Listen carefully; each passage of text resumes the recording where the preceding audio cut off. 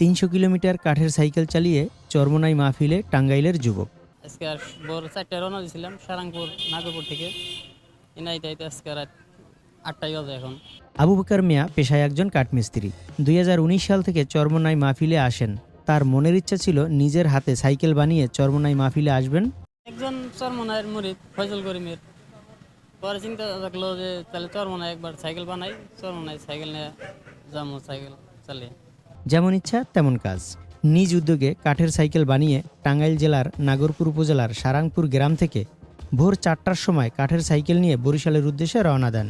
এই লোকে আসলে মূলত প্রাতিষ্ঠানিক শিক্ষার কোনো জ্ঞান নাই, যে কাঠমিস্ত্রি কাঠের কাজ করে, এলাকায় ঘুরে ঘুরে বাড়িতে বাড়িতে যেয়ে কাঠের কাজ করে। প্রাকৃতিক জ্ঞান যেটা সে কাজে লাগাইছে। দীর্ঘ ১৫ ঘন্টা টানা কাঠের সাইকেল চালিয়ে বরিশালে এসে পৌঁছান আবু বকর মিয়া। আসলে আমি জীবনে অনেক সাইকেল দেখছি, শুনছি কাঠের সাইকেলের কথা, কিন্তু দেখি নাই কোনো সময়। এই টাঙ্গাইলের এক ভাই এই সাইকেলটা দেখলাম, সম্পূর্ণই কাঠের তৈরি। তার পাশাপাশি সে সোলার প্যানেল ব্যবহার করছে এবং ব্যাটারি ব্যবহার করছে, মানে 3টে অপশন আছে তার সাইকেলে। এক হইলো যে প্যাডেলে চালাইতে পারবে, দ্বিতীয়ত সে সোলার প্যানেলে চালাইতে পারবে, তারপরে আবার কারেন্টে ইলেকট্রিক যেটা ব্যাটারি চার্জ করেও চালাইতে পারবে। তো এক সাইকেলের ভিতরে একের ভিতরে 3, এই জিনিসটা আসলে খুবই ইউনিক।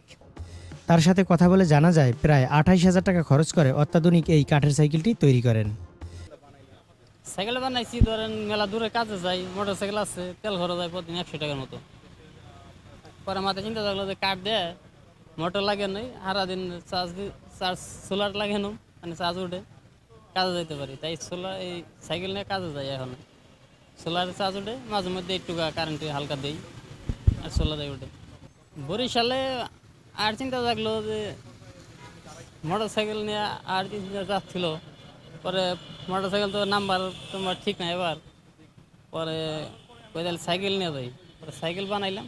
সাইকেল নিয়ে গেলে তো আর কোনো পুলিশও ধরবো না, কিছু ধরবো না, নিশ্চিন্তায় যাবে পারবো, তার লেগে সাইকেল নেওয়া। সাইকেল পেট্রোল করে চালানো যায়, মোটর আছে দুইটাই।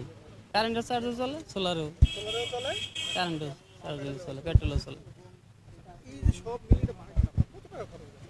সব মিলিয়ে ২৮,০০০-এর মতো গেছে।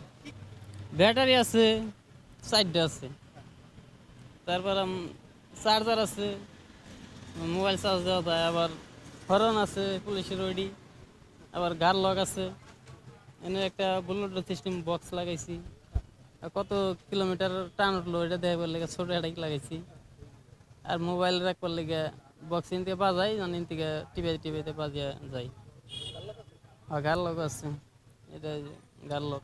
ওটা তো মোড়া একটা কাঠ ভাঙ্গিয়া মাথা চিন্তা থাকলো মোড়া করে দিলে যায় না ভাঙ্গে, তাহলে কিন্তু